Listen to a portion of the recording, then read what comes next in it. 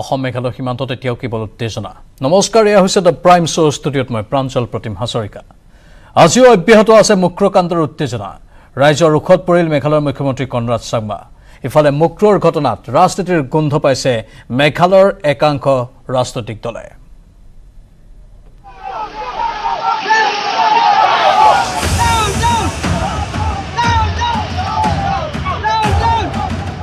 মুক্ৰত ৰাইজৰ ক্ষোভ, ৰাইজৰ ৰোষত কনৰাড চাংমাৰ কনভয়। ৰাইজৰ পহুখেদাত মুক্ৰ এৰি দিল্লী পালেগৈ মেঘালয়ৰ মুখ্যমন্ত্ৰী। দিল্লীত মুখ্যমন্ত্ৰী হিমন্ত বিশ্ব শৰ্মাৰ লগতে কেন্দ্ৰীয় গৃহমন্ত্ৰী অমিত শ্বাহৰ সৈতে মুক্ৰকাণ্ডক লৈ আলোচনাত বহিব কনৰাড চাংমা। বিপৰীতে মুক্ৰকাণ্ডক লৈ এতিয়াও উত্তপ্ত হৈ আছে অসম মেঘালয় সীমান্ত।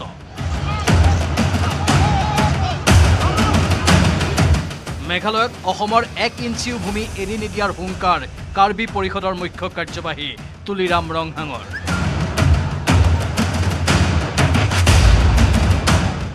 আজিতো আমাৰ নোটিফাইড বাউণ্ডাৰী আছে, গেজেটেড বাউণ্ডাৰী আছে। 1951 আমাক চেন্ট্ৰেল গভৰ্ণমেণ্ট ষ্টেট গভৰ্ণমেণ্টৰ পৰা যেতিয়া আমাক নোটিফাইড বাউণ্ডাৰী আছে আৰু তাৰ নেচাৰেল বাউণ্ডাৰীও আছে। গতিকে সেই মাটি আমাক যিটো নেকি দিয়া আছে সেই চাৰি মাটি 1 ইঞ্চিও দিয়া নহ'ব। নিৰ্বাচনত জয়ী হ'বলৈ মেঘালয়ৰ একাংশ ৰাজনৈতিক দলে মুক্ৰকাণ্ড সংঘটিত কৰাৰ গুৰুতৰ অভিযোগ সাংসদ হৰেং সিং বীৰ। 1951 চনতে 2 প্ৰতিবেশী ৰাজ্যৰ সীমা নিৰ্ধাৰণ হৈ থকা পাছতো কাঠৰ চোৰাং বেহাৰ বাবেই মুক্ৰকাণ্ড সংঘটিত হোৱাৰো অভিযোগ ডিফুৰ সাংসদগৰাকীৰ। যেতিয়া মেঘালয়ত ইলেকশ্যন সমূহ চাপি আহে তেতিয়া মানে মেঘালয় পাৰ্টত মানে ভোট বিচাৰিবৰ কাৰণে ব্লক 1 ব্লক 2ৰ কথা তেওঁলোকে এটা ইছ্যু বনাই লয়। তেওঁলোকে যে দাবী কৰি আছে যে it is a part of Meghalaya, কিন্তু 1951ৰ পৰা এইটো ৱেল ডিফাইন আছে। তাত য'ত মুক্ৰ এটা ঘটনা হৈছে তাত এটা উমটাং ৰিভাৰ বুলি আছে, নেচাৰেল বাউণ্ডাৰী আছে। সিপাৰত মেঘালয়, ইপাৰত আমাৰ Karbi Anglong. I think it is all about a timber smuggler, চোৰাং কাঠৰ বেপাৰীৰ কাৰণে এই ঘটনাটো সংঘটিত হ'ব পালে আচলতে সীমাৰ বিবাদ নহয়। অভিযোগ প্ৰতি অভিযোগৰ মাজতে মুক্ৰকাণ্ডৰ CBI তদন্তত অনুমোদন অসম কেবিনেটৰ। ন্যায়িক তদন্তৰ দায়িত্বত থাকিব ন্যায়াধীশ ৰুমি ফুকন। 60 দিনৰ ভিতৰত ন্যায়াধীশ ফুকনে দাখিল কৰিব তদন্তৰ প্ৰতিবেদন। আলোচনা বিলোচনা আৰু তদন্ত ঘোষণাৰ পাছতো মুক্ৰত অব্যাহত আছে উত্তেজনা। খুদ মেঘালয়ৰ মুখ্যমন্ত্ৰীৰ সন্মুখতে তীব্ৰ প্ৰতিবাদ সাব্যস্ত কৰিলে সীমান্ত ৰাইজে। সীমা সমস্যা সমাধানৰ লগতে 5 লাখ টকাৰ পৰা এককালীন সাহায্যৰ পৰিমাণ 50 লাখ টকালৈ বৃদ্ধি কৰাৰো দাবী মুক্ৰকাণ্ডৰ প্ৰতিজন আক্ৰান্ত।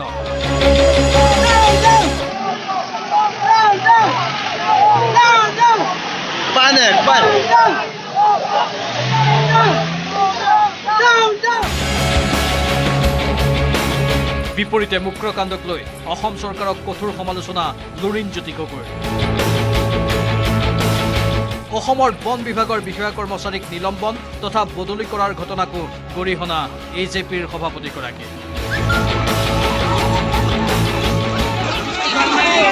মেঘালয়ৰ মুখ্যমন্ত্ৰীয়ে যেনেকৈ কৈছে ৰাইজৰ কাষত থিয় দিছে, সেইধৰণে কিন্তু অসমৰ মুখ্যমন্ত্ৰীয়ে থিয় দিয়া নাই। তাৰ বিপৰীতে অসমৰ যিসকল আৰক্ষীয়ে, প্ৰশাসনৰ বিষয়াই চোৰাং অবৈধ কাঠৰ ব্যৱসায় বন্ধ কৰিবৰ কাৰণে তেওঁলোকে গৈ এনেকুৱা ধৰণৰ পৰিৱেশ এটা সৃষ্টি হ'ল, তাৰপিছত আকৌ তেওঁলোকৰ ওপৰতে শাস্তিমূলক ব্যৱস্থা গ্ৰহণ কৰিছে।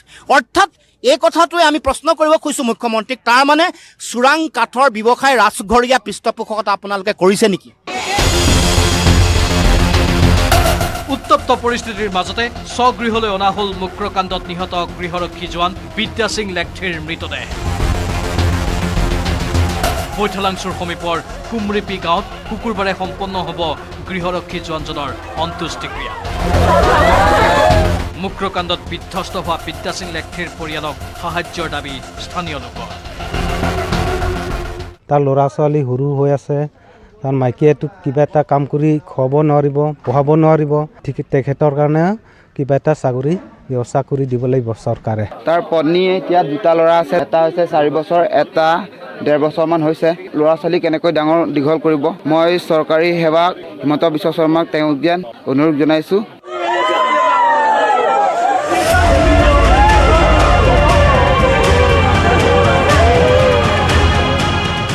দিল্লীত কেন্দ্ৰীয় গৃহমন্ত্ৰী অমিত শ্বাহৰে মুখ্যমন্ত্ৰী হিমন্ত বিশ্ব শৰ্মা আৰু মেঘালয়ৰ মুখ্যমন্ত্ৰী কনৰাড চাংমাৰ বৈঠকৰ পাছত ওলোৱাৰ সম্ভাৱনা আছে মুক্ৰকাণ্ডৰ সমাধান সূত্ৰ। News desk, news 18 Assam north east.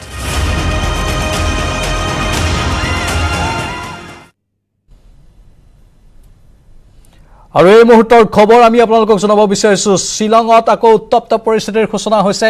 খবৰ অনুসৰি শ্বিলঙৰ এটা আৰক্ষীৰ ছাউনীৰ ওপৰত আক্ৰমণ কৰিবলৈ একাংশ উদ্যত হৈছে আৰু তাত অগ্নিসংযোগ কৰিবলৈ চেষ্টা চলাইছে। মুঠতে শ্বিলঙত এতিয়া অধিক উত্তেজনাময় পৰিস্থিতিয়ে বিৰাজ কৰিছে। তাত আকৌ পৰ্যটকসকল আবদ্ধ হৈ আছে। অসমৰ বহু পৰ্যটক বৰ্তমান শ্বিলঙত আবদ্ধ হৈ আছে আৰু খবৰ অনুসৰি আমি পুনৰ কৈছো এয়া হৈছে খবৰ অনুসৰি শ্বিলঙত এতিয়া কিছু উত্তপ্ত হৈছে পৰিস্থিতি। যি কি নহওক এই মুহূৰ্তত যিহেতু কেন্দ্ৰীয় গৃহমন্ত্ৰীক সাক্ষাৎ কৰিবলৈ কনৰাড চাংমাই গৈ দিল্লীত বাহৰ পাতি আছেগৈ আৰু কনৰাড চাংমাই সংবাদমেল সম্বোধন কৰিছে। আমি দিল্লীৰ পৰা পোনপটীয়া সম্প্ৰচাৰ আগবঢ়াব বিচাৰিছো।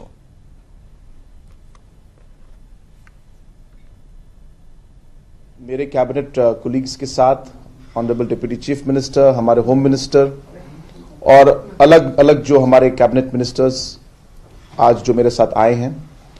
आज हमारी मुलाकात union home minister Amit Shah ji से आज हुई और इस मीटिंग में हम लोगों ने जो 2 दिन पहले मुकरो गांव में जो वेस्ट जेंते हिल्स में गिरता है मेघालय स्टेट में, जहां पे एक इंसिडेंट हुआ जहां पे आसाम पुलिस की तरफ से जो फायरिंग हुआ उसमें 6 लोगों की जान चली गई।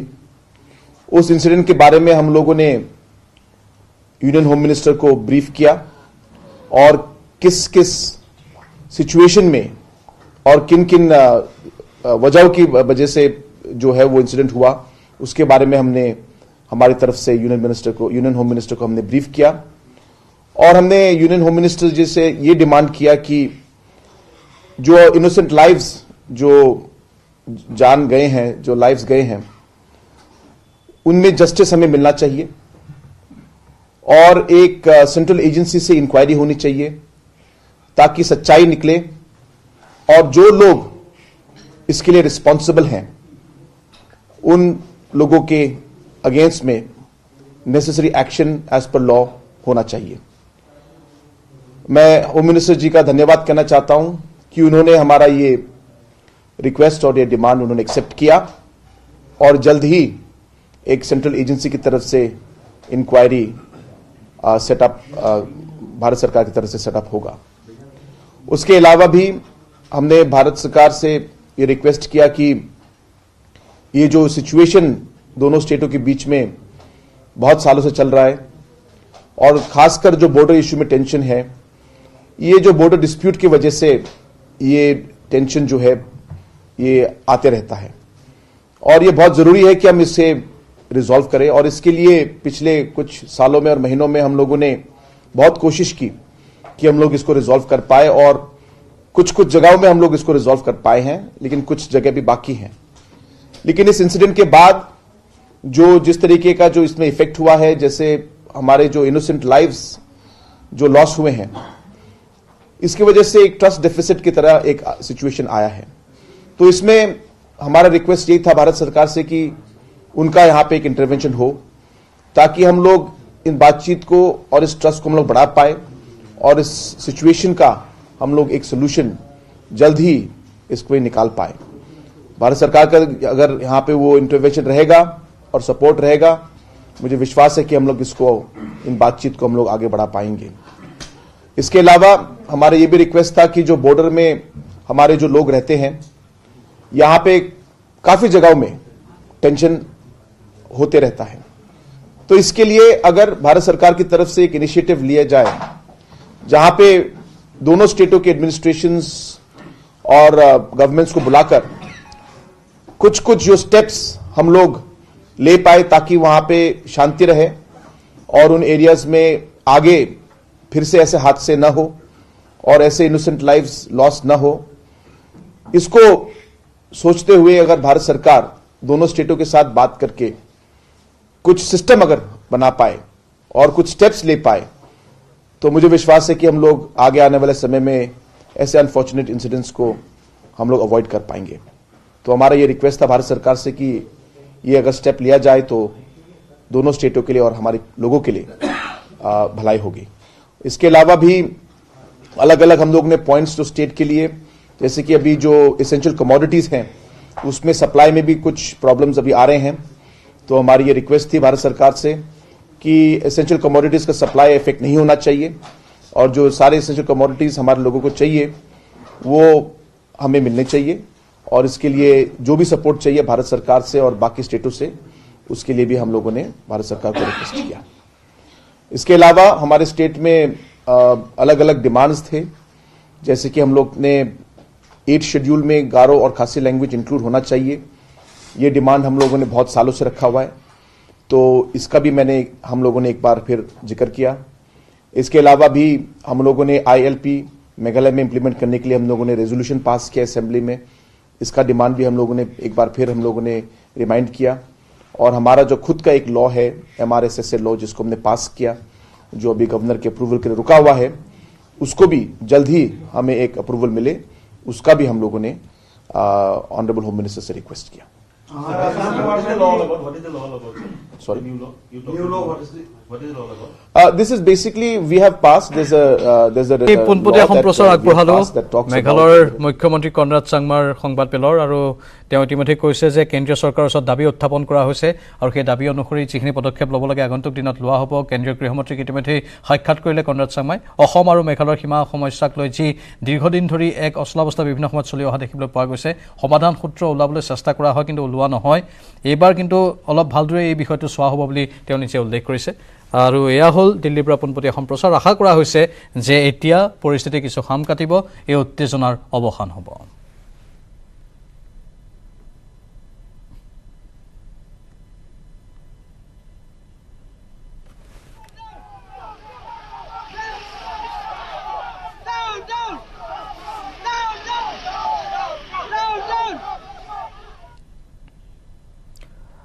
লাচিত বৰফুকনৰ স্মৃতি দিৱস সমগ্ৰ দেশজুৰি পালন কৰা হৈছে।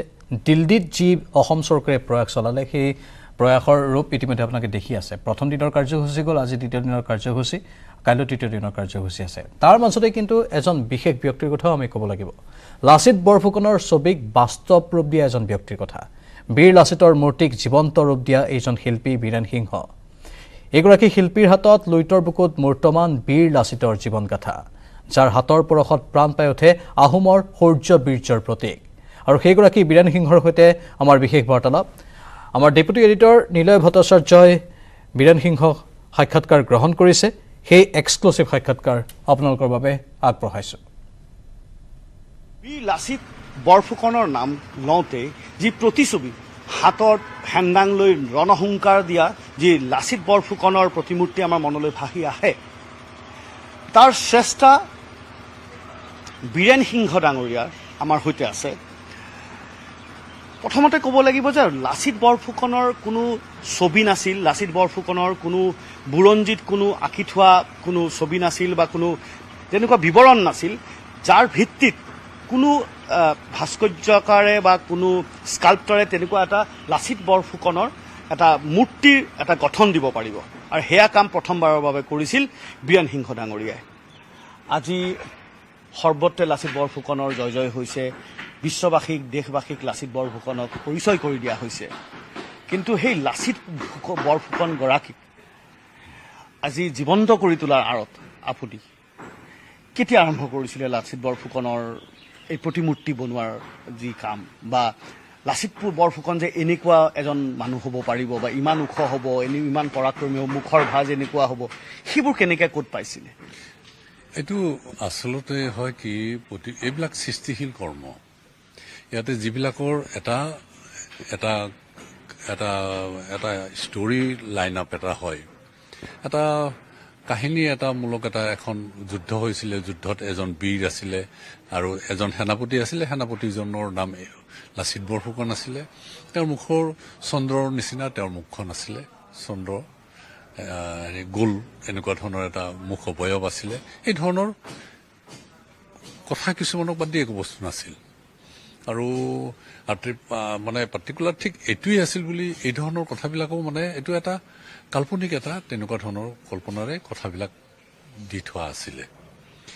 আমাৰ আচলতে বুৰঞ্জীবিদসকলে যিখিনি মোক তেখেতসকলৰ লগত গভীৰভাৱে বহুখিনি সময় মই কেইবাবাৰো পৰ্যালোচনা আলোচনা হৈছিলে আৰু তাৰে ভিত্তি কৰি পেলাই মই এটা কাল্পনিক এটা ৰূপ আমি কঢ়িয়াওঁ। আচলতে এটা বস্তু গঢ়িবৰ কাৰণে আমি কিমান দিন আচলতে সেই বিষয় ভাৱনাটোক লৈ পেলাই তাৰ উপাদানসমূহ কি কি হ'ব পাৰে এই বস্তুবিলাক খুচৰি এটা মানে মানসিকভাৱে আমি এটা অৱয়ৱৰ এটা কাল্পনিক ৰূপ এটা দিওঁ। মই তাতে বহু ধৰণৰ কথা থাকে। মই দেখিছোঁ যে মই তেতিয়া হিষ্ট্ৰীবিলাকত চালোঁ যিখিনি ভাস্কৰ্য শিল্প ইউৰোপীয়ান ওল্ড মাষ্টাৰ্ছে কৰিছে নাইবা বিভিন্ন হেৰিত যিবিলাক আমাৰ ষ্টেচু হৈছে, ৰজাৰ হৈছে, সেনাপতিৰ হৈছে, সেইবিলাকত দেখিছোঁ যে সেনাপতিজন নাইবা হেৰি গোটেই পৃথিৱীজুৰি আমাৰ শিৱাজীকে আদি কৰি যিমানবিলাক ৰজা তজা হেৰি কি বুলি কয় এইটো সেনাপতি আছিল, যুঁজিছিলে, বীৰ আছিলে, তেওঁলোকৰ অৱয়ৱটো একদম সাধাৰণ অভিব্যক্তিৰ বাহিৰে একো নাই। এনেই মুখখন জপাই পেলাই যেন সন্মুখত চাই আছে। কোনো মানে ব্যক্তিত্বৰ মাজত যে এজন বীৰ আছিলে একদম কোনো নেদেখা এজন মানুহজনক আমি দেখিম আৰু মানুহজনৰ মুখৰ অৱয়ৱটোত আমি এটা ধাৰণা কৰিব লাগিব তেওঁ ৰজা নে তেওঁ যুঁজাৰু এজন সেনাপতি আছিল। এই কথাটো ভাবি পেলাই মই বোলো নহয়, আমি যেতিয়া মুখখন যেতিয়া মেলি দিওঁ সি এনেকে দীঘলীয়া হৈ যাব, গোল মুখ অৱয়ৱটো নাথাকিব। মই তেতিয়া আকৌ ফিল কৰিলোঁ যে তেওঁ নৰিয়া গাৰে ব্ৰহ্মপুত্ৰৰ মাজত যেতিয়া যুঁজিব তেতিয়া মোগল আহি সন্মুখত পাইছে আৰু তেওঁক মানে খাটিয়াখন বিচনাত চাৰিজনে দাঙি লৈ পেলাই আহি নদীৰ পাৰলৈ লৈ আহিছে, নাৱৰ ওচৰলৈ লৈ আহিছে আৰু তেওঁক ধৰি পেলাই থিয় কৰাই দিছে আৰু তেওঁ সন্মুখত শত্ৰু দেখিছে। সেই মুহূৰ্তটোত তেওঁৰ নৰিয়া গা আৰু গোটেই হেৰিটো আৰু আটাইতকৈ ডাঙৰ কথা যে তেতিয়া যিজন দেও আছিল যে সেই লগ্নবিলাক যুঁজিবৰ কাৰণে সময়টো আমাক সেই পুৰোহিতজনে তেওঁ কৈছে যে এতিয়া আমাৰ সময় হোৱা নাই। তেতিয়া লাচিতে কৈছে যে তোমাকে মই হয়তো হেৰি কৰিম মানে বধ কৰিম, মোক সময়টো তুমি আৰু মোক দিব নালাগে। ভয় খাই পেলাই তেওঁ এই ধৰণৰ কথাবিলাক আছিলে। এটা দুৰ্যোগৰ মুখত দেশখন গুচি যায়, জাতিটো নিশেষ হৈ যাব, এই এনেকুৱা ধৰণৰ কথা আছে। অকল এইটো বুলি নহয়, গোটেই মানে অসম বুলি নহয়, গোটেই নৰ্থ ইষ্টৰ গোটেই বিভিন্ন জাতি জনগোষ্ঠী মোগলৰ মানে হেৰিলৈ মানে অধীনত যাব গুচি, এই ধৰণৰ কথাবিলাক আছিল। লাচিত বৰফুকনে এটা চিঞৰ মাৰিছিলে, শত্ৰুক দেখি চকু ডাঙৰ হৈ গৈছিলে আৰু তেওঁৰ খং ক্ষোভ আৰু অসুস্থ শৰীৰ গোটেইখিনিক লৈ পেলাই তেওঁ এটা চিঞৰ মাৰিছিলে। তেতিয়া মাইক নাছিল। মই ধাৰণা কৰিব লাগিব যে তেওঁৰ চিঞৰটো কেনেকুৱা আছিল। তেওঁ এনেকুৱা চিঞৰ হ'ব লাগিব যিটো চিঞৰ মানে শেষৰ সৈন্যজনে দিয়ে শুনিব আৰু ফুলি উঠিব লাগিব, তেওঁৰ চকুৰ জুই জ্বলিব লাগিব। সেই অনুভৱটোক মই এটা বীৰ ৰস আনি দিলোঁ। আৰু এইটো মোক আচলতে সেইটো সময়ত তৰুণ গগৈ মুখ্যমন্ত্ৰী আছিলে, তেখেতক মই প্ৰথমতে কৈছোঁ যে মই কাম কৰিম। জালুকবাৰীত এটা লাচিত আছিলে, মই তেনেকুৱা লাচিত কৰিব বিচৰা নাই। কৈছে সিংহ আপোনাক কি লাগিব? বোলে মোক স্বাধীনতা লাগিব। তেওঁ কৈছে আপোনাক স্বাধীনতা দিলোঁ, আপুনি আপোনাৰ মতে কৰক, মই একো নকওঁ। এইটো এটা মোৰ কাৰণে এজন শিল্পীৰ কাৰণে ডাঙৰ কথা আছিলে। আৰু মই তেওঁক এটা অৱয়ব এটা মই হেৰি কৰি দেখুৱাইছিলোঁ যে আমি এনেকুৱা এটা চিঞৰ থাকিব। মই বাকী অলপ খোজকাঢ়ি অকণমান যাওঁ। যদি কথাটো হ'ল যে এই যেতিয়া লাচিতটো আপুনি বনাইছিলে, বনোৱাৰ সময়ত ধৰি লওক আপুনি এই লাচিত য'ত কোৱা হয় যে লাচিতৰ জন্ম ইয়াত হৈছিলে বা এই গাঁৱৰ সম্বন্ধীয় মানুহসকলে এইসকল বা বুৰঞ্জীৰ যি আপুনি সহায় ল'বলগীয়া হৈছিলে, এনেকুৱাকৈ কি বস্তু সহায় লৈছিলে যে লাচিতক আপুনি মানে চৰিতাৰ্থ কৰিবলৈ বা জীৱন্ত কৰি তুলিবলৈ এইখিনি বস্তু আপোনাক সহায় কৰিছে? আচলতে তেনেকুৱা কথা নাই, তেনেকুৱা কথা নহয়। আৰু বিভিন্ন কথা হয় কি যে মই সেই ৰসটো বিচাৰিলোঁ যে মই দেখিলোঁ যে লাচিতৰ সন্মুখত শত্ৰুক দেখুৱাইছোঁ আৰু শত্ৰুক দেখি তেওঁৰ চিঞৰটো মই ভাবিছোঁ ইয়াতকৈ আৰু বেলেগ মানে লাচিত হ'ব নোৱাৰে। মই তাত দুটামান বস্তু আপোনাক দেখুৱাব বিচাৰিম। সন্মুখত আপুনি দেখিছে যে এই দাদাই বনোৱা ফাইবাৰ কাষ্টৰ লাচিত আছে। এই লাচিত ক'লৈ যাব? এইটো যোৰহাটলৈ যাব। যোৰহাটলৈ যাব, হয়। এয়া আপোনাৰ লাচিত। এইটো আচলতে লাচিত সেনাই বনাব দিছে, বহুত বছৰ হৈ গ'ল, মই তেওঁলোকে নিয়া নাই, এইটো এটা বৰ ডাঙৰ কথা। আচ্ছা, এতিয়া এনেকুৱা লাচিতেই আমি ব্ৰহ্মপুত্ৰৰ মাজত দেখোঁ, একেই লাচিত দেখোঁ। আৰু ইয়াত ধৰি লওক আপুনি সেই মূৰত যে মুকুট পিন্ধাইছে বা সেই যুদ্ধত পিন্ধা যি সেইটো পিন্ধাইছে বা পেন এই যে তলত যে পিন্ধিছে, এই যিযোৰ এনেকুৱা আকৃতি পিন্ধাইছে, এইটো কিবা বিশেষ এই কথাখিনি মানে যোগেন ফুকন ছাৰ আমাৰ গুৱাহাটী ইউনিভাৰ্চিটিৰ হিষ্ট্ৰীৰ হেৰি আছিলে, হেড আছিলে, আৰু আমাৰ সংগীতা গগৈ, এই দুজনে মোক আচলতে আটাইতকৈ বেছি সহায় কৰিছে। তেওঁলোকে বিভিন্ন কিতাপ হেৰি আনি পেলাই, হিষ্ট্ৰী আনি পেলাই মোক শুনাইছে আৰু তেওঁলোকৰ যিখিনি মনৰ মাজত থকা লাচিতটোক বিষয়ে মোক বহু মানে কথা জনাইছে, যাৰ কাৰণে মই আচলতে কামটো কৰিবৰ কাৰণে সক্ষম হ'লো। নাই এই গোটেই হেৰিৰ পৰা কাপোৰৰ হেৰিখিনিৰ পৰা যি বস্ত্ৰ আছে সেইটো বিশেষ আছে। এইটো সেই তেওঁলোকৰ আচলতে সেই সময়ত সৈন্যসকলে পিন্ধিছিল। গড়ৰ ছালৰ এটা মোগলসকলক দেখোন লোহাৰ পিন্ধিছিলে, এইটো বাৰ্মাটো গড়ৰ ছালৰ আছিলে আৰু তাত তেওঁলোকে আচলতে ৰাজকীয় যিটো মোহৰ, এই মোহৰটো এইটো মানে ইয়াতে খৰিত আছিলে। আৰু সেই ডিঙিত আপোনাৰ এইটো মালাটো তুলকে এইটো মালাটো থাকে আৰু হেডগিয়াৰটো যিটো আছে সেইটো কিবা বিশেষত্ব মানে সেইটো আচলতে তেওঁলোকে তেনেকে ক'লে, মই তেনেকে কৰি দিলোঁ। আজি লাচিত বুলি ক'বলৈ গ'লে, লাচিত বৰফুকন বুলি ক'বলৈ গ'লে দেশে যি লাচিত বৰফুকন দেখিছে, দেশবাসীয়ে বা যি লাচিত বৰফুকনৰ লগত দেশবাসীৰ পৰিচয় হৈছে, এয়া হ'ল এই লাচিত বৰফুকনে। মোৰ এজন শিল্পীৰ কাৰণে জীৱনত ইয়াতকৈ আৰু মানে সৌভাগ্যৰ কাৰক একো হ'ব নোৱাৰে। এজন শিল্পীৰ কাৰণে এইটো এটা বহুতেই মানে মই বৰ সৌভাগ্যৱান যে আজি এনেকুৱা এটা। আচ্ছা, আজি যেতিয়া লাচিত বৰফুকনলৈ পেলাই দিল্লীত ইমান ডাঙৰকৈ ভব্যভাৱে আয়োজন কৰা হৈছে, আপুনি নগ'ল, আপুনি ইয়াত, আপুনি এবাৰ থাকিব লাগিছিল, তাত চাব লাগিছিল ওচৰৰ পৰা সকলোখিনি। মই আচলতে আমি একদম মানে খুব পিছত থকা মানুহ আৰু যিকোনো কামৰ পিছফালে আমি থাকোঁ, কামটো আমাৰ সন্মুখত থাকে, তাতকৈ আৰু সুখ অনুভৱ বেলেগত একো নকৰোঁ। সেইটো আন্তৰিকভাৱে আপুনি পায়, কিন্তু হয়তো যেতিয়াই মানুহে এই লাচিত বৰফুকনৰ প্ৰতিমূৰ্তি বা মূৰ্তি দেখিব, তেতিয়া হয়তো সেই ভাস্কৰ্যজনৰ নাম বা এই স্কাল্পটাৰজনৰ নামটো থাকিলে এটা আমাৰ নামেই নাথাকে ক'তো। কিয় নাজানো, এইটো দিয়া নহয়। লাচিত বৰফুকন বনাইছিলোঁ, তাতো স্কাল্পটৰ বীৰেণসিংহ বুলি নাই। এই জঙাল বলহু বনালোঁ, তাতো এইবিলাকতো নিদিয়ে। আমি আৰু খুজি পেলাই নলওঁ। কেতিয়াবা কয়নে? নকওঁ, তেওঁলোকৰ মন চাগে নগ'ল নেকি দিবৰ কাৰণে, দৰকাৰ নাই, ঠিকে আছে, মোৰ কামটো আছে, এইটোৱে বহুত। বেজাৰ নালাগেনে? বেজাৰটো কেতিয়াবা লাগিবই পাৰে মানুহ যেতিয়া। লাগিলে কি হ'ব? আপুনি বেজাৰ লাগিলে আপুনি নিজেহে নিজক হেৰি কৰিব, সেইটোতো একো লগা কথা নহয়। যি নিদিলে মানুহে ফিলেই নকৰিলে নালাগে আৰু, ঠিক আছে। সন্মুখত লাচিত বৰফুকনৰ প্ৰতিমূৰ্তি আছে আৰু এইফালেও দুজনমান আছে, আহক দাদা। আৰু সন্মুখতো অলেখ আছে, চাৰিওফালে ইয়াত আহিলেই মন ভাল লাগি যায়। আৰু এয়া হ'ল কলহী, বীৰেণ সিংহ ডাঙৰীয়াৰ ঘৰ, লগতে ৱৰ্কশ্বপ। আৰু সন্মুখত এয়া হ'ল এইবিলাক হেৰি, এই গোটেই কামখিনি হ'ল হেৰি মোৱামৰীয়া বিদ্ৰোহৰ ওপৰত 9টা ফিগাৰ বনাইছোঁ।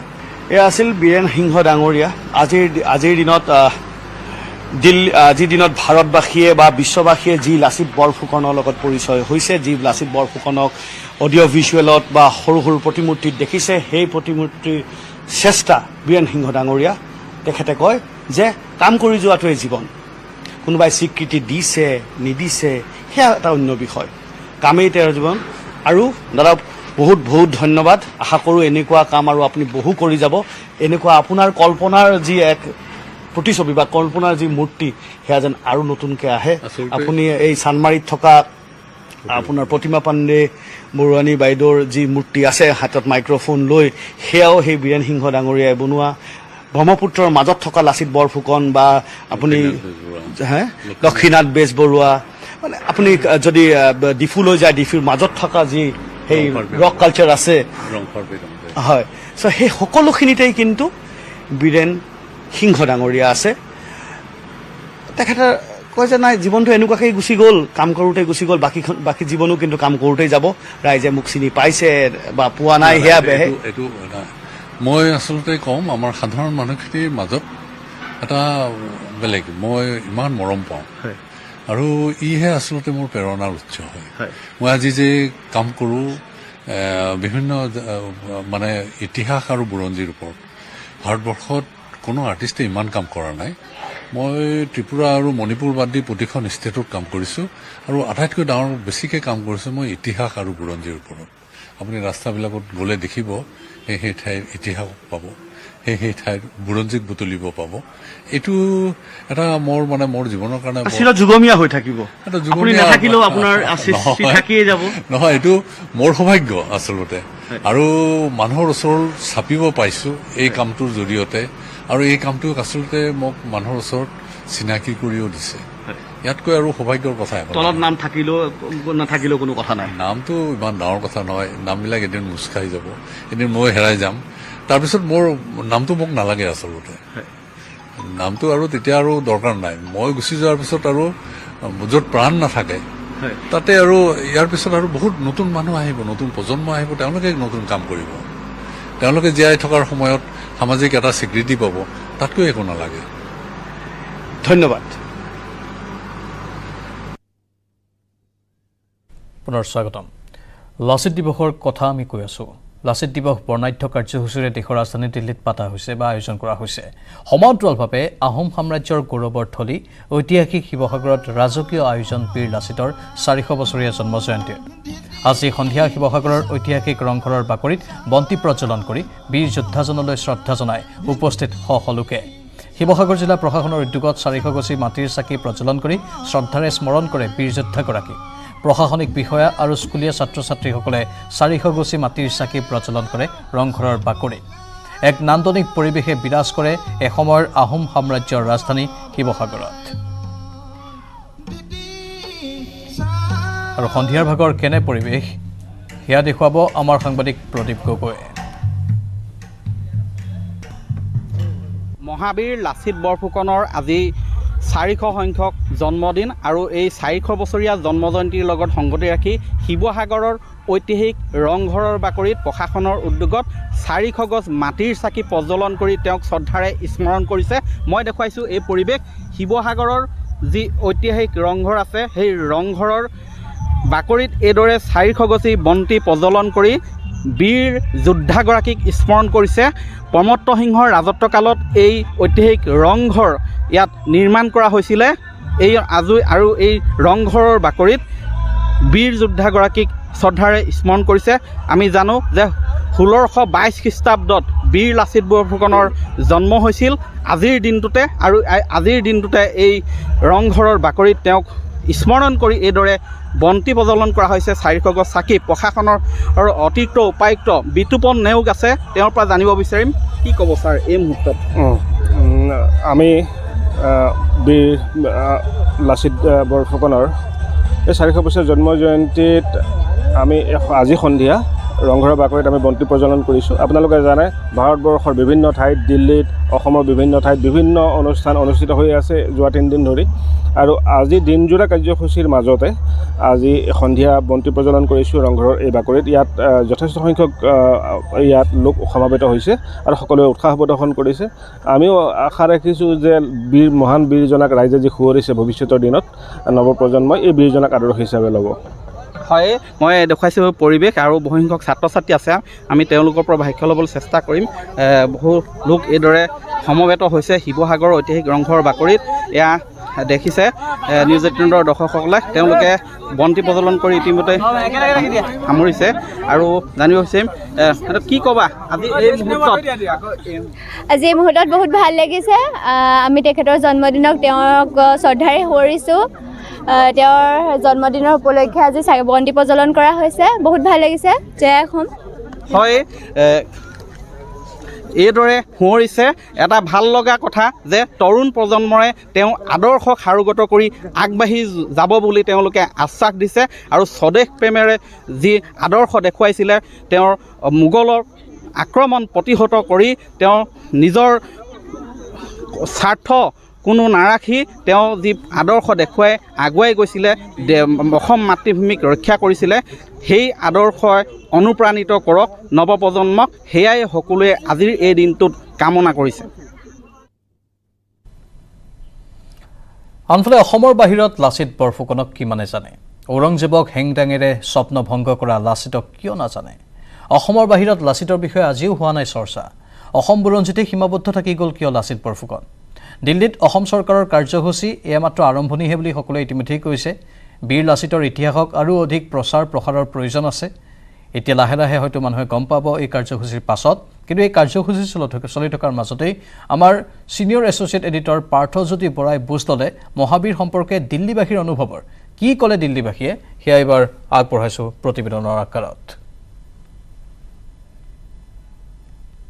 উপস্থিত আছো লালকিল্লাৰ সন্মুখত উপস্থিত থকাৰ উদ্দেশ্যটো হৈছে ঔৰংজেবে এই লালকিল্লাৰ পৰা ভাৰতবৰ্ষৰ এটা ডাঙৰ অংশ শাসন কৰিছিলে বা ভাৰতবৰ্ষৰ বিভিন্ন স্থান দখল কৰিছিলে আৰু এই লালকিল্লাৰ পৰাই ঔৰংজেবে ৰামসিংহক অসম দখল কৰিবলৈ নিৰ্দেশ দিছিলে ঔৰংজেবৰ নেতৃত্বতে অসম দখল কৰিবলৈ ৰামসিংহৰ বহু হাজাৰ সেনা নাবিক বা অন্যান্য অস্ত্ৰৰোহী সৈন্যই অসমলৈ অগ্ৰসৰ হৈছিলে কিন্তু সেই অভিযানত সফল নহল কিছু এই স্থানত কিছু লোকৰ সমাগম ঘটে বহু লোকৰ সমাগম ঘটে পৰ্যটকৰ সমাগম ঘটে ভাৰতৰ বিভিন্ন প্ৰান্তৰ পৰা পৰ্যটক এই অঞ্চললৈ আহে মই এজন ব্যক্তি মোৰ সৈতে উপস্থিত আছে তেওঁৰ পৰা মই জানিব বিচাৰিম सर क्या नाम है आपका मेरा नाम राशिद है कहाँ से दिल्ली से ही है यूपी बरेली बरेली यूपी से आप बताइए छत्रपति शिवाजी कौन है आपको पता है जी महाराष्ट्र के शासक थे जी हाँ उनकी माँ का नाम जीजाबाई था जी हाँ औरंगजेब से जंग हुई थी उनकी जी तो आपको बहुत कुछ पता है हिस्ट्री के बारे में बहुत कुछ जानकारी आप रखते हैं लाचित बरफुकन के बारे में जानते हैं आप लाचित बरफुकन के बारे में नहीं जानते वही एक मुहिम है असम गवर्नमेंट का एक मुहिम है लाचित बरफुकन के बारे में जाने वो लाचित बरफुकन असम तो जानते हैं ना असम राज्य के एक सेनापति थे उनको औरंगजेब जब असम गया था असम को कैप्चर करने के लिए जंग हुई थी और लाचित बरफुकन ने जैसे शिवाजी ने हराया था औरंगजेब को उसी तरह लाचित बरफुकन ने हराया था एक मुहिम असम सरकार चला रही है उस मुहिम में ऐसा कुछ प्रयास किया जा रहा है कि लाचित बरफुकन के बारे में सब जाने बहुत बहुत धन्यवाद हमने पढ़ा नहीं है अच्छा आपने उनके बारे में हमने पढ़ा नहीं उनके बारे में आपने पढ़ा नहीं है कहाँ से आए हैं बड़ौदा से आए हैं लाल किला देखने आए हैं हाँ देख आपको छत्रपति शिवाजी के बारे में पता है बताइए अब पढ़ा है छत्रपति शिवाजी के बारे में अब तो कुछ याद भी नहीं है वो तो उतना औरंगजेब ने हराया था औरंगजेब ने यहीं से छत्रपति शिवाजी के लड़ाई शुरू हुई थी लाल किला से आपको पता है बड़ौदा से है लाचित बरफुकन के बारे में पता है आपको ना क्यों नहीं पता है नहीं सुना आपने लाचित बरफुकन में नहीं पढ़ा जी बहुत बहुत धन्यवाद গতিকে দেখা পোৱা গৈছে মই ৰেড ফৰ্টৰ সন্মুখত আছো মই পুনৰ কৈছো এই ৰেড ফৰ্টৰ নিৰ্মাণ হৈছিলে প্ৰায় 1700 শতিকাত 1638 খ্ৰীষ্টাব্দত 9 বছৰ লাগিছিল এই ৰেড ফৰ্টটো বনাবলৈ শাহজাহানৰ নেতৃত্বত मुगल सम्राट शाहजहां नेतृत्व निर्देश रेड फोर्ट निर्माण हुई बस एक सवाल आपसे पूछना चाहते हैं छत्रपति शिवाजी के बारे में आपको पता है छत्रपति शिवाजी वो महाराष्ट्रियन थे महाराष्ट्र से मराठा वॉरियर थे औरंगजेब को हराया था युद्ध में औरंगजेब को युद्ध में हराया था तो आपसे जानना चाहेंगे लाचित बरफुकन का नाम आपने सुना है कभी लाचित बरफुकन नहीं सुना है कभी नहीं पढ़ा है आपने नहीं पढ़ा लाचित बरफुकन असम के एक सेनापति थे असम के तो बारे में जानते हैं असम राज्य के अच्छा असम में रहे कहाँ पे गुवाहाटी तीनसुकिया में रहे हैं तो लाचित बरफुकन एक सेनापति थे जिन्होंने औरंगजेब को हराया था तो लेकिन लोग नहीं जानते असम सरकार का मुहिम है उनके बारे में भी लोग जाने आप लोग को भी पता हो क्योंकि छत्रपति शिवाजी के बारे में पता है औरंगजेब को जिस एक बंदे ने हराया था एक सेनापति ने हराया था लाचित बरफुकन असम में उसके बारे में भी लोग जाने यही असम सरकार का मुहिम है पुनर्स्वागतम বোকাখাতৰ দোকানে দোকানে বাংলা ভাষাৰ পোষ্টাৰ কথা বতৰাও পাতিছে বাংলাতে হঠাৎ কিয় আহিল এই পৰিৱৰ্তন পুনৰ অসমীয়া ভাষাৰ ওপৰত চলিছে নেকি ষড়যন্ত্ৰ অসমত আকৌ বাংলা ভাষাৰ সাইনবোৰ্ড বোকাখাতৰ ৰাজপথৰ দাঁতিত ওলমিছে বাংলা ভাষাৰ বেনাৰ পোষ্টাৰ আকৌ ভাষা বিদ্ৰোহৰ উকফুকনি নেকি অসমক বাংলাদেশ বনোৱাৰ ষড়যন্ত্ৰ নেকি নাই নাই ইয়াত ভয় খাবলগীয়া একো নাই কাৰণ ৰাইজৰ জ্ঞাতসাৰে বোকাখাতৰ আমটেঙা কেতিয়া অবিকল বাংলাদেশ সজাবলৈ চেষ্টা চলিছে কিয়নো বোকাখাতত এতিয়া চলিছে কংগনাৰ ইমাৰ্জেঞ্চি টাইম যোৱা এসপ্তাহ ধৰি অসমত বলিউডৰ অভিনেত্ৰী পৰিচালিকা কংগনা ৰাণাৱতে চলাই গৈছে আহিবলগীয়া ইমাৰ্জেঞ্চি ছবিৰ শ্বুটিং এই ছবিত প্ৰাক্তন প্ৰধানমন্ত্ৰী ইন্দিৰা গান্ধী হৈ কংগনাই নিজে ভূমিকা ৰূপায়ণ কৰিব 1977 চনৰ বাংলাদেশৰ ছেট নিৰ্মাণৰ বাবে আমটেঙাৰ প্ৰতিখন দোকানত আঁৰি দিয়া হৈছে বাংলা ভাষাৰ সাইনবোৰ্ড বেনাৰ পুৱা 5 বজাৰ পৰাই আমটেঙাৰ বজাৰত দেখা গ'ল হৰতাল সমদল হট্টগোল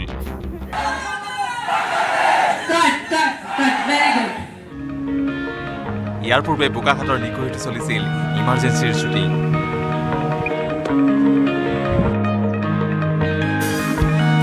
news desk news 18 Assam north east পাঞ্জাবাৰীত গুলীয়াই হত্যা কৰা ৰঞ্জিত বৰাৰ হত্যাকাণ্ডৰ 72 ঘণ্টা অতিক্ৰম কৰাৰ পিছতো স্মাৰ্ট অসম আৰক্ষীয়ে ধৰিব পৰা নাই হত্যাকাৰীক ওলোটাই ৰাজ্যকে অপৰাধী ধৰিবলৈ অসম আৰক্ষীয়ে দিলে বাম্পাৰ অফাৰ 72 ঘণ্টাটো হত্যাকাৰীৰ সন্ধান উলিয়াব নোৱাৰা আৰক্ষীয়ে ৰাইজলৈ দিলে অফাৰ হত্যাকাৰীৰ সন্ধান দিওঁতাক 2 লাখ টকাৰ পুৰস্কাৰ ঘোষণা মহানগৰ আৰক্ষীৰ অপৰাধীৰ যেন ৰম্যভূমিত পৰিণত হৈছে এইখন গুৱাহাটী সৌহিদিনা সোমবাৰে মহানগৰীৰ পাঞ্জাবাৰীত পুৰবী ডেইৰীৰ বিতৰক ৰঞ্জিত বৰাক বাইকত অহা দুটা দুৰ্বৃত্তই শূন্য দূৰত্বৰ পৰা গুলীয়াই হত্যা কৰিছিল হত্যাকাণ্ডৰ পিছতে ঘটনাস্থলীত উপস্থিত হৈ মহানগৰীৰ আৰক্ষী আয়ুক্তই এই ঘটনাৰ ক্লু পোৱা বুলি সকলোৰে সন্মুখত সদৰি কৰিছিল আৰু 2 যুৱকক নিশাৰ ভাগতেই নিছিল সোধপোছৰ বাবে কিন্তু তথ্য প্ৰমাণৰ অভাৱত সেই 2 যুৱকক যাবলৈ দিবলৈ বাধ্য হ'ল আৰক্ষীয়ে We have leads. DCP is here. Moi supervise korisu. Ami kiba ulaisu. Let us work on it. They will be caught. There is no question.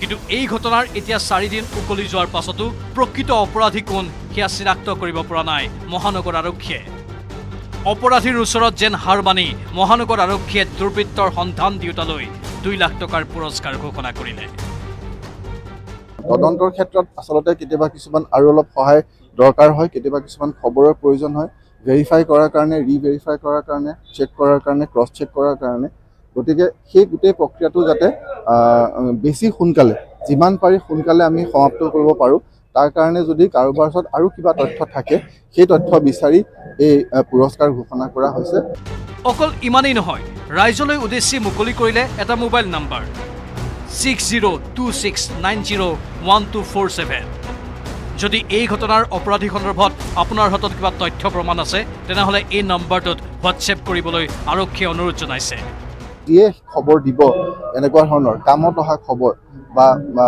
সেই খবৰ দিয়া জনৰ তেওঁলোক পৰিচয় সম্পূৰ্ণ গোপনে ৰখা হ'ব আৰু 2 লাখ টকা পুৰস্কাৰ দিয়া হ'ব মুঠতে অপৰাধ নগৰীলৈ পৰিণত গুৱাহাটীত এতিয়া অপৰাধীৰ দুঃসাহস প্ৰতিদিনে বৃদ্ধি পাবলৈ ধৰিছে অপৰাধীক নাকি লগোৱাৰ ক্ষেত্ৰত আৰক্ষীয়ে যদি অধিক শক্তিশালী ৰূপত অৱতীৰ্ণ নহয় তেনেহলে হয়তো মহানগৰবাসীৰ জীৱন আৰু সম্পত্তিৰ প্ৰতি নামি আহিব তীব্ৰ ভাবুকি অজয় বৰ্মন আৰু ভাস্কৰ জ্যোতি হাজৰিকাৰ report news 18 Assam north east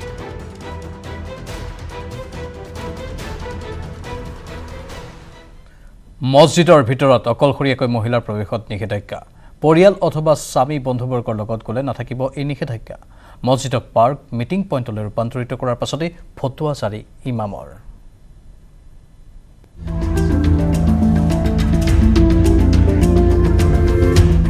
মহিলাৰ প্ৰৱেশত নিষেধাজ্ঞা অকলশৰীয়া মহিলাই প্ৰৱেশ কৰিব নোৱাৰিব মছজিদত পৰিয়াল অথবা স্বামীৰ লগত আহিলে নাথাকিব নিষেধাজ্ঞা জামে মছজিদৰ ফটোৱাই জোকাৰিছে দিল্লী মছজিদত মহিলাৰ প্ৰৱেশৰ ক্ষেত্ৰত দিল্লীৰ জামে মছজিদে জাৰি কৰিছে ফটোৱা কঠোৰ নীতি নিয়ম পালন কৰিলেহে মহিলাসকল প্ৰৱেশ কৰিব পাৰিব মছজিদত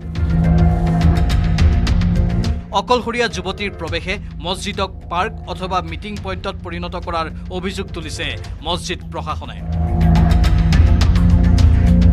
অকলশৰীয়া যুৱতীয়ে মছজিদলৈ আহি টিকটক ভিডিঅ' বনোৱা বা ৰিলছ বনোৱা অথবা অসামাজিক কাৰ্যকলাপ সংঘটিত কৰাৰ অভিযোগতেই এই ফটোৱা জাৰি কৰিছে জামে মছজিদে। महिलाओं पे रोक नहीं लगाई गई है। जो अकेली लड़कियां यहाँ आती हैं, लड़कों को टाइम देती हैं, यहाँ आके गलत हरकतें होती हैं, वीडियोस बनाई जाती है, सिर्फ उस चीज को रोकने के लिए इस पे पाबंदी लगाई गई है। अगर आप अभी चारों तरफ देखें तो यहाँ महिलाएं मौजूद हैं। आप फैमिलीज के साथ आए कोई पाबंदी नहीं है, मैरिड कपल आए कोई पाबंदी नहीं है, लेकिन किसी को टाइम दे के यहाँ आना, इसको मीटिंग पॉइंट बना लेना, पार्क समझ लेना, टिकटॉक वीडियो बनाना, डांस करना, ये किसी भी धर्म स्थल के लिए मुनासिब नहीं है, चाहे वो मस्जिद हो, मंदिर हो, गुरुद्वारा हो। অৱশ্যে স্বামীৰ সৈতে অথবা পৰিয়ালৰ সৈতে যুৱতী মহিলাসকল মছজিদত প্ৰৱেশ কৰাত কোনো বাধা নাই মছজিদ কৰ্তৃপক্ষৰ।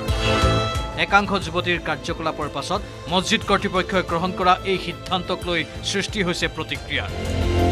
মছজিদ প্ৰশাসনৰ এই সিদ্ধান্তৰ বিৰোধিতা কৰিছে দিল্লী মহিলা আয়োগৰ অধ্যক্ষা স্বাতি মালিয়ালে। পুৰুষৰ সমানে মহিলাসকলৰো পূজা কৰাৰ অধিকাৰ আছে।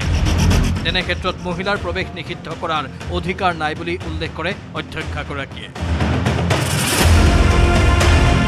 News desk, news 18 Assam north east.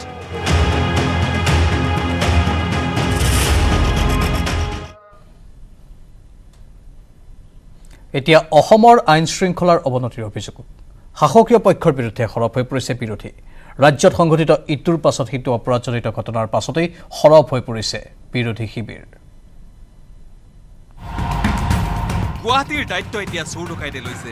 গুৱাহাটীৰ দায়িত্ব এতিয়া অসম পুলিচৰ নহয়, এতিয়া গুৱাহাটীৰ দায়িত্ব চোৰ ডকাইতে লৈছে। চৰকাৰৰ নিয়ন্ত্ৰণ ক'তো নাই। এতিয়া চৰকাৰৰ নিয়ন্ত্ৰণ ক'তোৱে নাই। চিণ্ডিকেটত ব্যস্ত চৰকাৰে আইন শৃংখলা নিয়ন্ত্ৰণত যে কিমান ব্যৰ্থ হৈছে, সেই যোৱা সপ্তাহটোৰ গোটেই ঘটনা প্ৰতিঘটনাই এই কথা প্ৰমাণ কৰিছে। ৰাজ্যত ইটোৰ পিছত সিটো হিংসাত্মক ঘটনা। এফালে সীমান্তত উত্তেজনা, আনহাতে গুৱাহাটীত ধাৰাবাহিক অপৰাধজনিত ঘটনা। জালুকবাৰী হেঙেৰাবাৰীৰ ডকাইতিৰ পিছত মহানগৰীত ডমিনজত সংঘটিত হ'ল ডকাইত। পাঞ্জাবাৰীত দুদিন পূৰ্বে দিন দুপৰতে গুলিয়াই থৈ গ'ল পুৰবীৰ ডিষ্ট্ৰিবিউটৰক। ৰাজ্যত শেহতীয়াকৈ আইন শৃংখলাৰ অৱনতিক লৈ সোচ্চাৰ হৈ পৰিছে বিৰোধী। সাংসদ গৌৰৱ গগৈয়ে ক'লে এই ব্যৰ্থতাৰ দায়িত্ব ল'ব লাগিব খোদ মুখ্যমন্ত্ৰীয়ে। গৃহ বিভাগ সম্পূৰ্ণভাৱে ব্যৰ্থ হৈছে আৰু ইয়াৰ দায়িত্ব স্বয়ং মুখ্যমন্ত্ৰীজনে ল'ব লাগিব। আনহাতে কংগ্ৰেছ দলৰ মুখপাত্ৰ অপূৰ্ব ভট্টাচাৰ্যৰো চৰকাৰক খুৰঠাৰ সমালোচনা। কেলে চৰকাৰে দেখোন অলপ দিন আগতে বৰ দাবীৰে কৈছিলে, ক'তো সংঘাত নাই। মই ভাবোঁ যে পুলিচে যিমান ফায়াৰিং কৰিছে ইমান ফায়াৰিং কৰাৰ প্ৰয়োজন নাছিল। ইয়াত আকৌ কিবা ৰেটিং আছে নেকি যে কমকে গুলী চালনা কৰিব লাগিছিল? বেছিকৈ বনকৰ্মী নিজৰ দায়িত্ব পালন কৰিছে, অসম আৰক্ষীয়ে নিজৰ দায়িত্ব পালন কৰিছে। মানুহৰ ক'ত নিৰাপত্তা আছে? সাধাৰণ গুৱাহাটী মহানগৰীত এই ৰঞ্জিত বৰাক গুলীয়াই হত্যা কৰি দিলে। প্ৰদেশ কংগ্ৰেছৰ সভাপতি ভূপেন বৰাই ক'লে অসমৰ ৰাইজে এতিয়া বন্দুকৰ গুলীত হাৰ পাবলৈ শিকিব লাগিব। এতিয়া অসমৰ মানুহে লাহে লাহে বন্দুকৰ গুলীৰ শব্দত হাৰ পাবলৈ শিকিব লাগিব। এতিয়া অসমৰ মানুহক জগাবৰ কাৰণে অসমৰ চাৰিওফালে সীমান্ত পৰ্যন্ত বন্দুকৰ গুলীৰ শব্দৰ গুজৰণি অসমৰ মানুহে কাণত ৰিণিকি ৰিণিকি পৰিবলৈ আৰম্ভ হৈছে। ভূপেন বৰাৰ চৰকাৰক কটাক্ষ, এতিয়া বন্দুকৰ গুলীৰ দাম বাঢ়িছে, মানুহৰ জীৱনৰ মূল্য কমিছে। বন্দুকৰ গুলীৰ দাম বাঢ়িছে, অসমত মানুহৰ দাম কমিছে। ইফালে ভূপেন বৰাৰ সমালোচনা, চৰকাৰ প্ৰচাৰমুখী কামত ব্যস্ত, জাত পাত ধৰ্মৰ ৰাজনীতিত ব্যস্ত। চৰকাৰখনে কেৱল প্ৰচাৰমুখী কিছুমান চিন্তা চৰ্চাৰে আৰু জাত পাতৰ নামত, ধৰ্মৰ নামত, ভাষাৰ নামত ৰাজনীতি কৰি অসম পৰিচালনা কৰি অসমক যে বিপথে পৰিচালিত কৰিছে এই কথা ৰাইজে বুজি আছে। আমাৰ সামাজিক যি আমাৰ বুনিয়াদ, সেই বুনিয়াদৰ আজি ভেটিত কঁপনি উঠিছে। বন্দুক আজি চোৰ ডকাইতৰ হাতত, পুলিচৰ হাততকৈ বন্দুক বেছিকৈ ওলাইছে। বেবেজিয়াৰ পৰা ভাস্কৰজ্যোতি শইকীয়াৰ সহযোগত bureau report, news 18 Assam north east.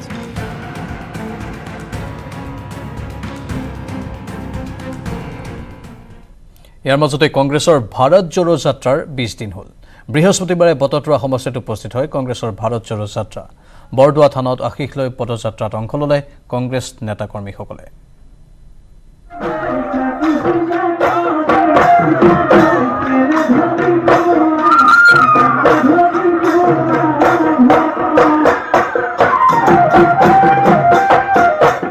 নৱতৰীয়া বিহুৰে উখল মাখল বটদ্ৰৱা।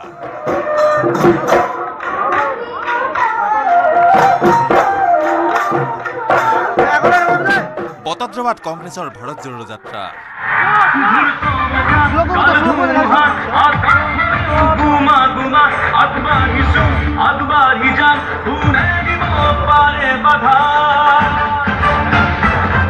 কাশ্মীৰৰ পৰা কন্যাকুমাৰীৰ পৰা কাশ্মীৰলৈকে আমি যি ভাৰত জোড়ো আমাৰ নেতা ৰাহুল গান্ধী ডাঙৰীয়াৰ নেতৃত্বত ইমান দিনে কৰি আছোঁ, তাৰ পৰিপ্ৰেক্ষিততে আমি ধুবুৰীৰ পৰা শদিয়ালৈকে ভাৰত জোড়ো যাত্ৰা আৰম্ভ কৰিছোঁ।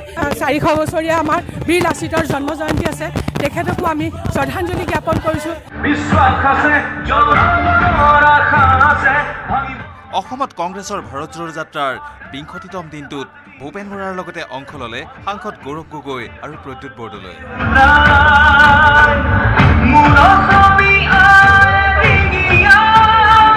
এই ভাৰত জোড়ো যাত্ৰা চাই অসমৰ মানুহৰ মুখখনত হাঁহি ঘূৰি আহিছে। চবেই এই যাত্ৰাত অংশগ্ৰহণ কৰিবলৈ বিচাৰিছে। এটা ৰাইজৰ এটা আহ্বানত পৰিণত হৈছে। এই ভাৰত জোড়ো যাত্ৰা এটা মুভমেণ্ট, এটা বাৰ্তা।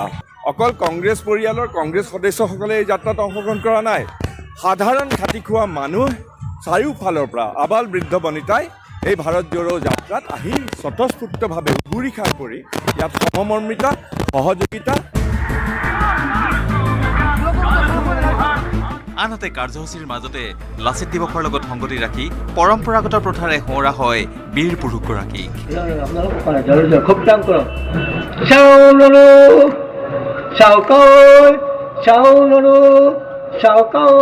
জাতীয় নায়ক লাচিত বৰফুকনৰ জন্ম দিৱস উপলক্ষেও আমি ফাউলুং পদ্ধতিৰে ইয়াত এটা শ্ৰদ্ধাঞ্জলি অনুষ্ঠান আয়োজন কৰিছিলোঁ।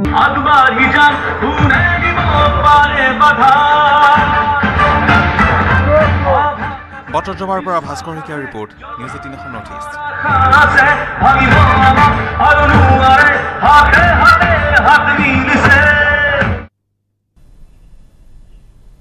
50 টকাই জীৱন সলনি কৰিলে বাক্সাৰ কালাপানীৰ এজন মাছ বেপাৰীৰ। 24 লাখ টকীয়া টয়োটা ইনোভাৰ গৰাকী হ'ল ৰবিৰাম বসুমতাৰী ওৰফে লাইঠা। 50 টকাই সলাই দিলে জীৱন। হঠাৎ আহিল ভাল খবৰটো। 24 লাখ টকীয়া টয়োটা ইনোভাৰ গৰাকী হ'ল সাধাৰণ মাছ বেপাৰী। মুখত এতিয়া তেওঁৰ প্ৰাপ্তিৰ হাঁহি। এইজন বাক্সাৰ কালাপানীৰ ৰবিৰাম বসুমতাৰী ওৰফে লাইঠা। বৰপেটা ৰোড ৰাস মহোৎসৱৰ লটাৰী খেলৰ প্ৰথম পুৰস্কাৰ লাভৰ পাছতেই ৰাস মহোৎসৱস্থলীত পুৰস্কাৰ গ্ৰহণৰ বাবে আহিল বসুমতাৰী। 50 টকীয়া মূল্যৰ দুটা টিকট ক্ৰয় কৰিছিল লোকজনে। বুধবাৰে নিশা অনুষ্ঠিত খেলত প্ৰথম পুৰস্কাৰ পোৱাৰ পাছতেই উৎফুল্লিত হৈ পৰিছে খাটি খোৱা ৰবিৰাম বসুমতাৰী। ৰবিৰাম বসুমতাৰী এজন সজা মানুহ। তেওঁ প্ৰথম পুৰস্কাৰ 50 টকাৰ বিনিময়ত এখন ইনোভা গাড়ী পাবলৈ সক্ষম হৈছে। আৰু ইয়াৰ দ্বাৰাই প্ৰমাণিত যে বৰপেটাৰ সাৰ্বজনীন ৰাস মন্দিৰ উপলক্ষে যি আমি উপহাৰপণ খেলখন আয়োজিত কৰোঁ, সঁচাকৈ যি নিকাৰ স্বচ্ছতাৰে আমাৰ হৈ আছে, এইটোকে প্ৰমাণ কৰি দেখুৱায়। প্ৰতি বছৰে ৰাস উদযাপন সমিতিয়ে অনুষ্ঠিত কৰি আহিছে এই উপহাৰ কুপন। পুৰস্কাৰ হিচাপে লাভ কৰা গাড়ীখন বিক্ৰী কৰি দুই পুত্ৰক ব্যৱসায় কৰিবলৈ দোকানৰ ব্যৱস্থা কৰি দিব বুলিও জানিবলৈ দিলে প্ৰথম পুৰস্কাৰপ্ৰাপ্ত ৰবিৰাম বসুমতাৰীয়ে। বহুত বছৰৰ পৰা মাছ মাৰি খোৱা মানুহ না, গৰীব মানুহ। এতিয়া এইটো প্ৰাইজটো লাগি মই বহুত সুবিধা পালোঁ। আৰু এইপিনে দুটা চলি আছে, এই চলিগিলাকো কিছুমান দোকান চোকান কৰিও দিব পাৰিম। ইয়াৰ কাৰণে বহুত ভাল পাইছোঁ। আমাৰ এই ৰাজ মন্দিৰ বহুত ধন্যবাদ পাইছোঁ। খেলাটো ভাল হৈছে। কালি দুটা টিকেট লৈছিলোঁ। বৰপেটা ৰোডৰ পৰা ধনজিৎ দাসৰ report, news 18 Assam north east.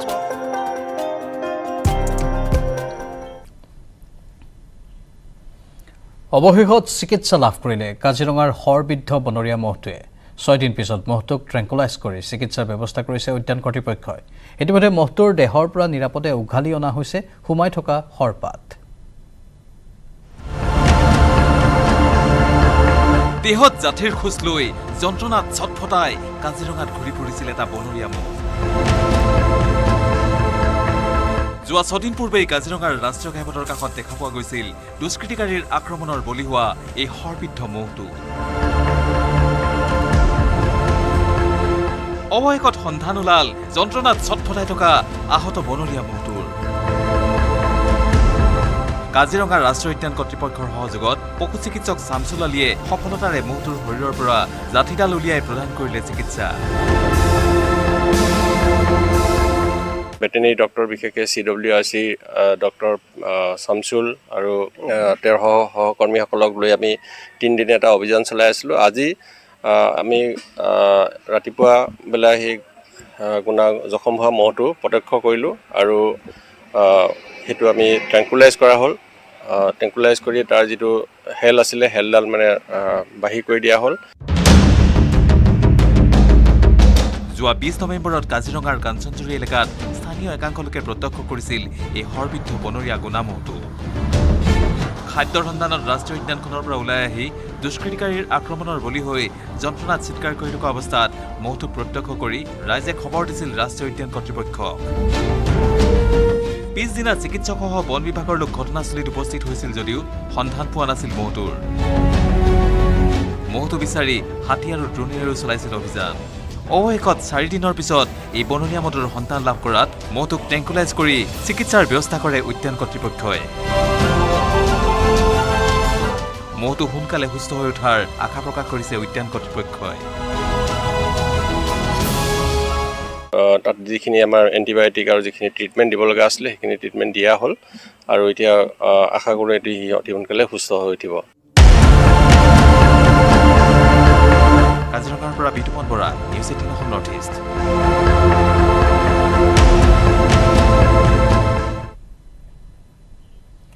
10 ডিচেম্বৰত নতুন দিল্লীত ভাৰতীয় অলিম্পিক সন্থাৰ নিৰ্বাচন। এই নিৰ্বাচনত মুখ্যমন্ত্ৰী হিমন্ত বিশ্ব শৰ্মা সভাপতি হোৱাৰ পূৰ্ণ সম্ভাৱনা আছে। ভাৰতীয় অলিম্পিকৰ ভোটাৰ তালিকাত অসমৰ হিমন্ত বিশ্ব শৰ্মাৰ নাম সোমোৱাত উৎফুল্লিত হৈছে অসমৰ খেলুৱৈ আৰু ক্ৰীড়াপ্ৰেমী। এই প্ৰতিবেদন আগবঢ়াই বিদায় লৈছোঁ আজিৰ দ্য প্ৰাইমছৰ পৰা। নমস্কাৰ।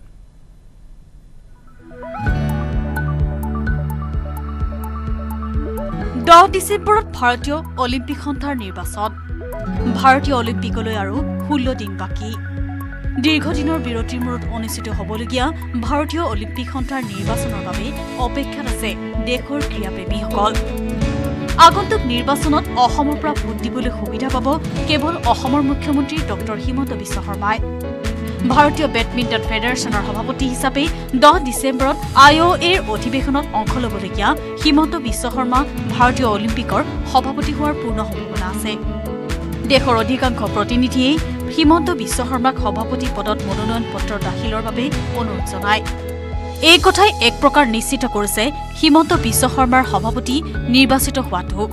হিমন্ত বিশ্ব শৰ্মাৰ নামটো ভাৰতীয় অলিম্পিক সন্থাৰ সভাপতি পদৰ বাবে উৎসাহিত হোৱাত আনন্দিত হৈছে একালৰ প্ৰখ্যাত আন্তঃৰাষ্ট্ৰীয় বেডমিণ্টন খেলুৱৈ মাধুৰ্য বৰুৱা।